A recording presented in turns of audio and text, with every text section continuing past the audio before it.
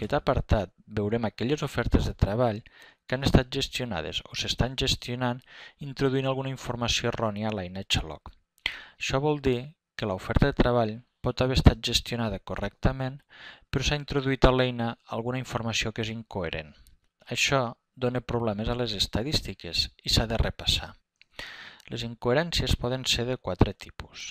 Ofertes obertes amb data superior als 45 dies, ofertes amb número de llocs coberts superior als sol·licitats, ofertes amb resultat cobert amb candidats del servei sense candidats contractats i ofertes amb resultat no cobert amb candidats del servei i amb candidats contractats.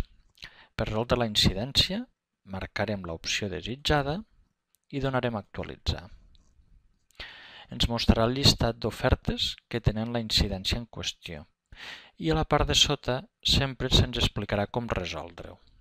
Si cliquem a la V baixa, accedirem a l'expedient de l'oferta. Finalment, podem seleccionar, deseleccionar i exportar la informació a Excel.